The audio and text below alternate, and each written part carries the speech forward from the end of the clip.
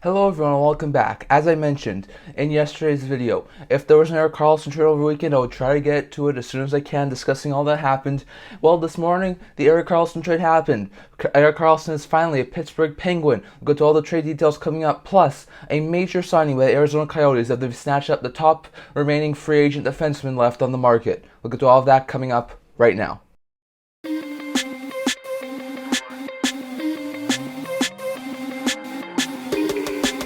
Hello everyone and welcome back to another video here at the NCAA Talking Show. Now, Erik Karlsson's a Penguin. We'll go to all of that in a couple of minutes. But first we're going to talk about the Arizona Coyotes. Now, just after the Erik Karlsson trade went down, there was an announcement from Elliotte Friedman that said that the Arizona Coyotes were closing in on a deal to sign defenseman Matt Dumba to a one-year contract. A couple hours after that, it was announced that Arizona would sign Matt Dumba to a one-year contract with an AAV of $3.9 million. Now, this is a pretty good deal. Dumba's coming off a 5-year deal with an AAV of $6 million with the Minnesota Wild. A lot of time throughout that contract, there was rumors that Dumba was going to get moved. He continued to stay with the Wild time and time again, and he would continue to be a really good force for the Wild. Now, just before he signed that 5-year deal, he had a 50-point season, which was his best season to date. The Wild saw a good opportunity for him to step into that role, be a really good 50 to 60-point offensive defenseman, so he signed to a $6 million deal for 5 years. But after that 50-point season, he never really did good. He had 22 points in the 18-19 season. He had 24 points in the 19-20 season. He had 21 in the shortened season, which was actually pretty good for him. He then had 27 points in only 57 games last year. He has had some injury troubles as well. And then just this past year, he got into 79 games, which was the most games he played in a season since career season when he hit 50 points in 82 games. But he only hit 14 points, which is his career low in point totals. So he did not have a good season this year. The Wild didn't have enough cap space to definitely meet the contract demands that Dumba was asking for. So they're going to run with the guys like Addison and Faber now in their lineup. And they decided to let go of Dumba. He's been on the free agent market for a while now. It's over a month since free agency started. After Tarasenko signed last week, he became the top free agent on the board right now, and definitely the top defenseman. And the Coyotes got a really good deal here. So 1 year, $3.9 million is not half bad. It's nowhere close to the money that Dumba was making prior to this upcoming deal. But he's definitely going to get an opportunity with Arizona. The Coyotes have a weaker blue line. Not bad, but they still have Valimaki, Jersey, Moser, who are some pretty good top four defensemen, but they're all really young defensemen and haven't really established themselves as elite level defensemen yet. Dumba has. So Dumba can easily go on to the top pair unit playing with a guy like either Jersey or Moser or Valimaki, and he can be a really solid veteran leader on that blue line. That's a really young blue line in Arizona.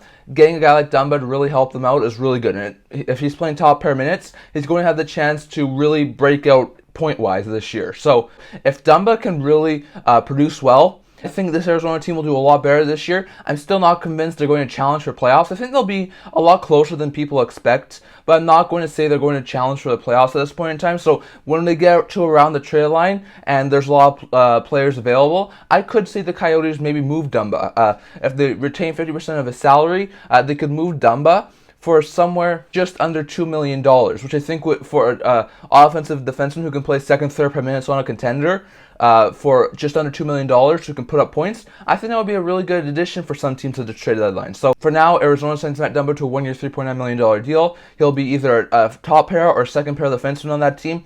He'll be a good leader on that team. He'll have the ability to really show his offensive prowess this year. And if he can do really well on the offensive side of the game this year, there's a really good chance that if the Coyotes aren't doing too well at the trade line, he's dealt at the trade line to another team. So going to be interesting to see, but that's a really big signing for the Coyotes that strengthens their defense. This Yotes team is going to be a lot better than I think a lot of people think. And it takes the top defensive player that was currently on the market off the UFA market. So going to be interesting to see where the rest of the defensemen go, but that's the one big signing I want to talk about. And next we go over here to the big trade that happened. Now this is a 3-team trade, and it has a ton of NHL players. So Erik Karlsson, as I just talked about, has been dealt to the Pittsburgh Penguins, and trades as follows. So the third team, we know that there was going to have to be a third team to try and get some money, get some contracts off the books for the Penguins. The third team winds up being the Canadiens. I know some people have been mentioning the Blackhawks, some people have mentioned the Ducks, but winds up being the Canadiens. So the trade is as follows. The Canadiens get from the Pittsburgh Penguins Jeff Petrie. They get Jeff Petrie back at 25% of his contract retained. So he had a $6.25 million cap hit. With 25% of his contract retained, that bumps the cap hit down to $4.688 million. So that's not a bad deal. They also get goaltender Casey DeSmith from the Penguins, prospect Nathan Laguerre, and a 2025 second-round pick from the Pittsburgh Penguins. So 4 pieces: Petrie, DeSmith, Laguerre, and a second-round pick from the Penguins. Then the Penguins get 4 pieces as well. From the Canadiens, they get forward Rem Pitlick. And from the Sharks, they get Erik Karlsson with $1.5 million retained on that salary, 13%. So it bumps the Karlsson's AAV down from $11.5 million down to $10 million even. They also get prospect Dylan Hamaliuk, and they get the San Jose Sharks 2026 third-round pick. So they get Karlsson, Pitlick, Hamaliuk, and a 2026 third-round pick. As for the Sharks, they also get 4 pieces. From the Canadiens, they get forward Mike Hoffman. From the Penguins, they get forward Mikael Granlund, defenseman Jan Ruta, and a top 10 protected 2024 first-round pick. So this is a massive deal for all teams involved. So we'll start with the Canadiens. They get rid of 2 key pieces that we've been really trying to get rid of. One, they get rid of Mike Hoffman, 1 year left, $4.5 million to the San Jose Sharks. We know they have a crowded forward group. We know they've been looking to move on from Hoffman for a while now, and they are able to do that. So that's a big win in my books for the Penguins. They also get rid of Rem Pitlick, a decent bomb 6 forward, who I'm not sure would have made the NHL roster on Montreal with their deep forward group. So they are able to move both of those guys off the roster. Those are 2 forwards that gives them some more roster flexibility. It doesn't really clear cap space. The net gain for their cap space was minus $688,000. So it's not a net gain in the cap department. It is a loss. But they're able to get rid of 2 forwards who are taking up roster spots on that forward group. So get rid of Hoffman, get rid of Pitlick. That's solid moves for the Canadiens. Now, for the 4 pieces the Canadiens got, they're all pretty decent players. Nathan Laguerre is a 2019 third-round pick, a right winger from the Pittsburgh Penguins. He's been playing over in Wilkes-Barre over the past couple of years. He's actually been putting up some decent numbers with the AHL affiliate of the Penguins. So he doesn't look like he's going to be definitely an NHL forward, but wouldn't surprise me if he was like a solid bomb 6 forward in a couple of years. I think he has the potential to sort of be like a decent maybe third line right winger in time.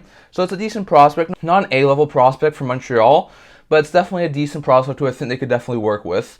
They get the Penguins 2025 second-round pick, which is a pretty good pick for the Canadiens. It's not probably going to be specifically high, but it's not this year's pick, it's next year's pick. So they get a second-round pick in next year's draft from the Penguins. They increases their draft capital. We know the Canadiens are still rebuilding, so that's going to really help them.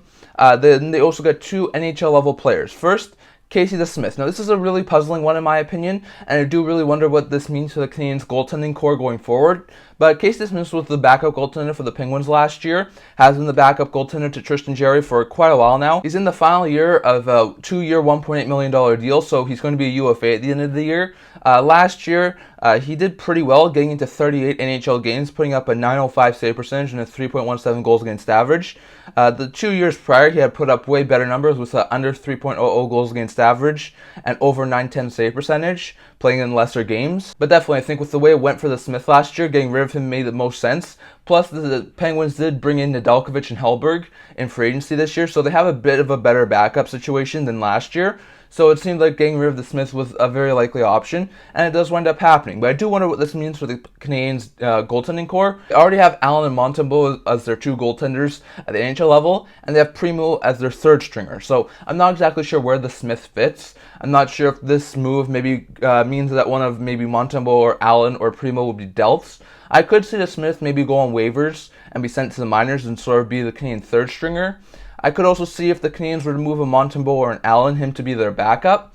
But it's definitely interesting to see it. Maybe even the Canadiens flip the Smith to another team. Not exactly sure, but it's a decent pickup for the Canadiens, and it increases their goaltending depth for sure. As for Petrie, he's back with the Montreal Canadiens.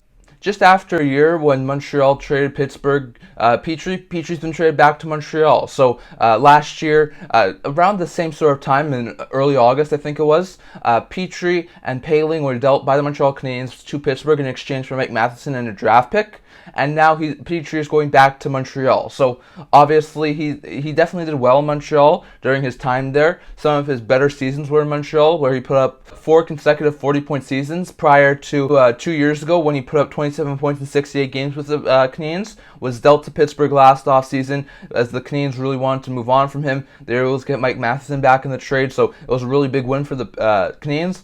Petrie didn't really fit in well in Pittsburgh. He did all right, but it wasn't like he had a rejuvenation of his career. He only put up 5 goals and 31 points in 61 games, was injured a couple of times too, and he just didn't really look like he fit in fantastically. So with the upgrade of Erik Karlsson, they needed to move on from Petrie. They move on from Petrie. They move him back to Montreal.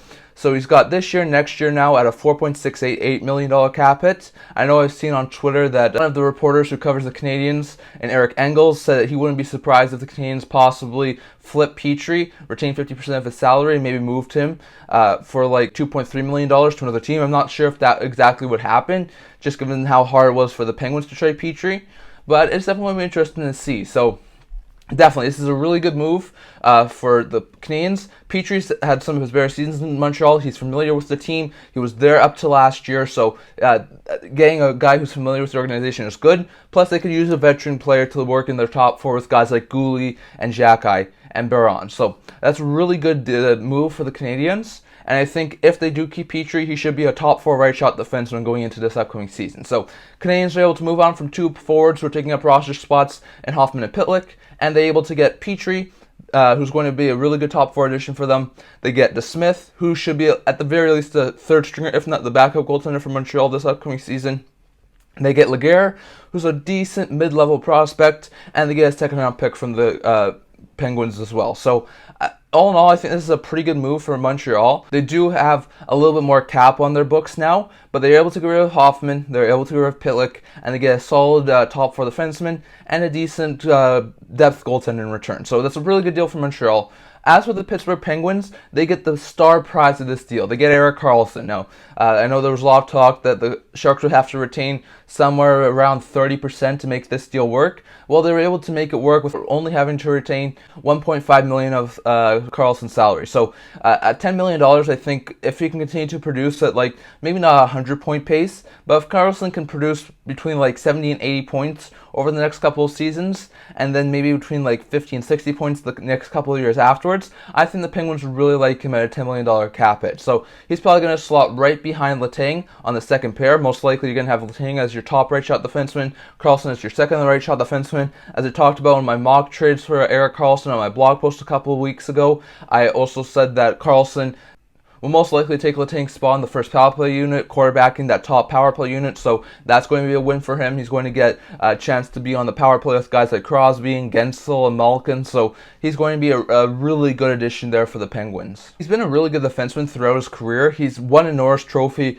before this year, and then he won another one this year, so it's really, really good for him to get his fresh start. He's going to have a chance to win a Stanley Cup with Pittsburgh. I think this trade does improve Pittsburgh's odds. I still have them being sort of like either a top wildcard team or 3rd in the Metro. I don't have them competing with a guy like New Jersey or Carolina at this point in time, but I don't see any reason why they should not be a playoff team next year. Karlsson's a really good defenseman. He's going to improve that blue line, and I think after coming off a year where he had 25 goals and 101 points in 82 games, he should be a fantastic addition for the Penguins. So the Penguins get Erik Karlsson at $10 million for the next 4 seasons. They also get Dylan Hamaliuk, who's a decent left winger. He was also in that 2019 draft, 2nd round pick. He played in the ECHL this year, putting up over a point per game, so he looks like a decent player. Probably still not going to be an NHL-ready player for the next couple of years, but I think in time he could be maybe like a 4th line, maybe 3rd line winger. So he's a decent prospect and another guy who Penguins can add to their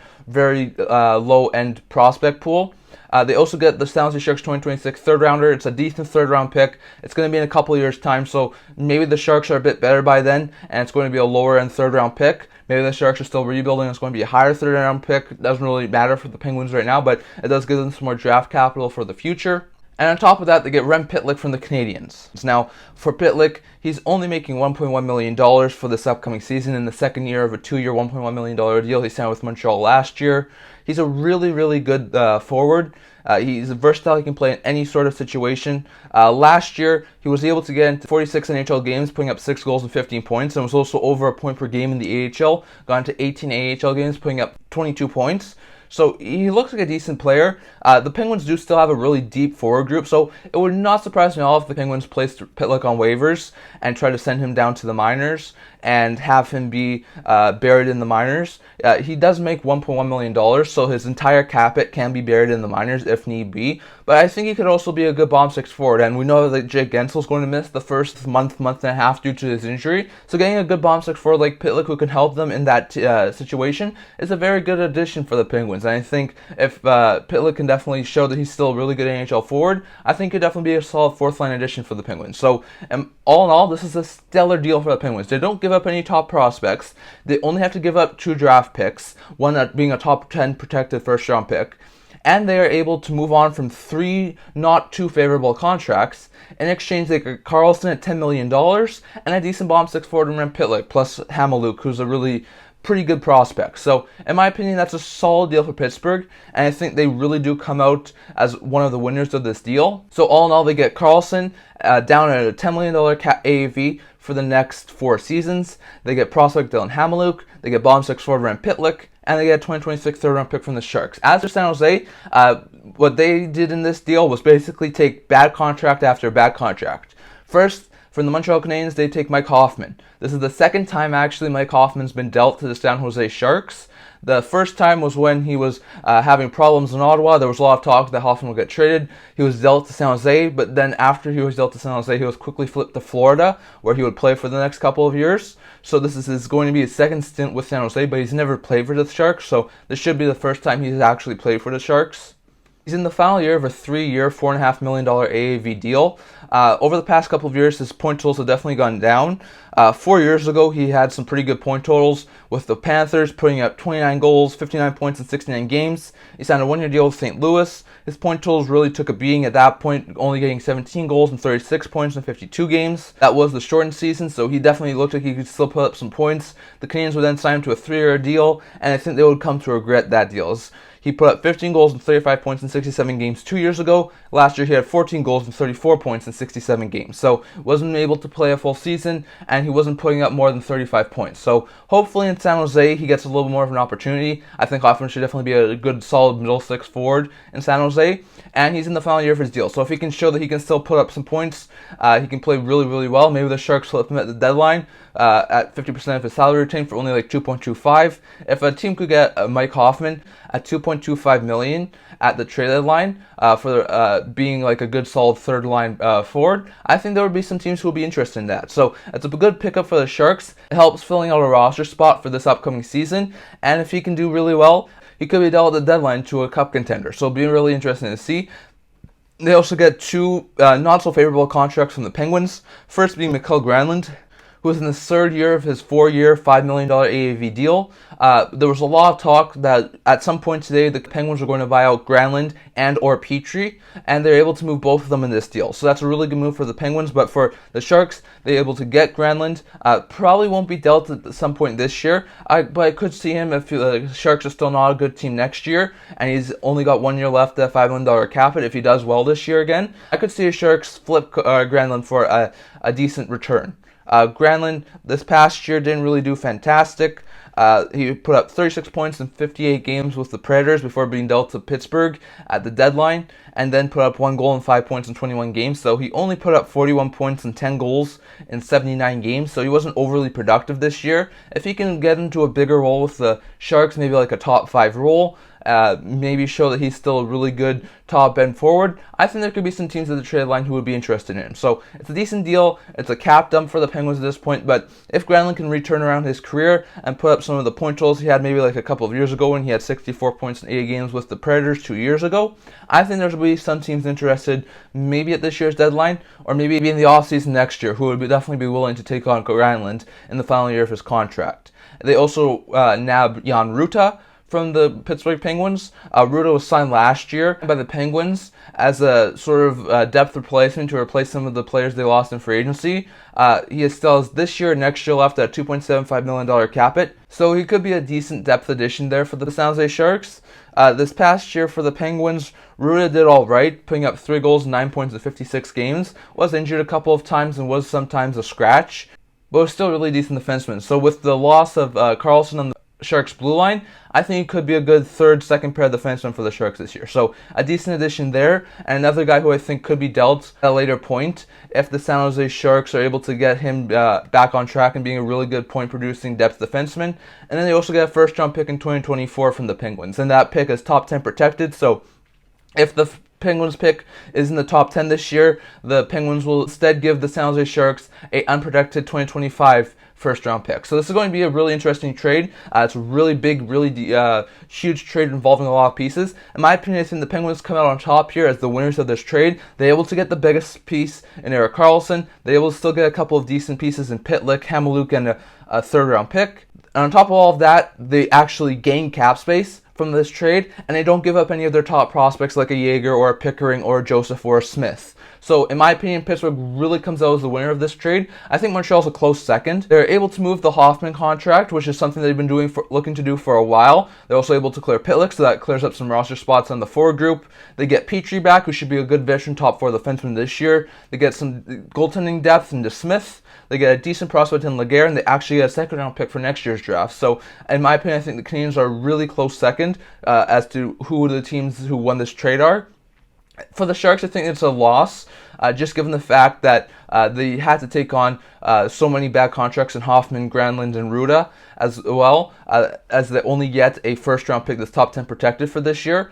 But on top of that, they're able to get the cap flexibility that comes with moving Karlsson, as even though they do wind up gaining more cap space at this point in time, in 2 years' time, all 3 of those contracts in Ruda, Granlund, and Hoffman will be off their books. So it's quite simply put that at this point in time, while the Sharks do gain cap space as of this deal, in 2 years' time they'll have a ton of cap flexibility after this deal. So it's a really good deal for the Sharks cap-wise. I did think they would get at least one decent prospect from this deal and maybe one more pick instead of just the first-round pick and taking on bad contracts, but they are able to get cap flexibility. So in my opinion, I'll put the Sharks as the loser of this category. I'll probably say Pittsburgh wins this deal, Montreal's a close second, and then San Jose third in this trade as of the winners. But definitely, I think this is a really good move for the Penguins to get Karlsson, for the Canadiens to move on from Hoffman, and for the Sharks to at least get a draft pick.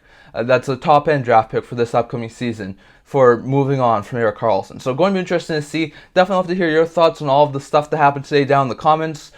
Do you think Dumba fits in well with Arizona? And if Arizona's not doing overly well and probably out of the playoff race, do you think Dumba can get traded at the trade deadline? Do you think this is a good deal for the Penguins to get Karlsson? Do you think it's a good deal for the Canadiens to move on from Hoffman and get Petrie? Do you think it's a good deal for the Sharks to get a first-round pick for moving on from Karlsson and taking on these 3 players who are sort of cap dumps for those teams? Definitely love to hear your thoughts down in the comments on who you think won the Karlsson deal and what you think is possibly the next trade going forward. But that's all I'm going to talk about for today. Remember to like this video, and if you really like it, remember to subscribe down below. I also do a blog talking about news, rumors, analysis, stuff like that, so definitely check that out. I have a link to that in the description below, and I can't wait to see you guys all for the next video. See you guys soon.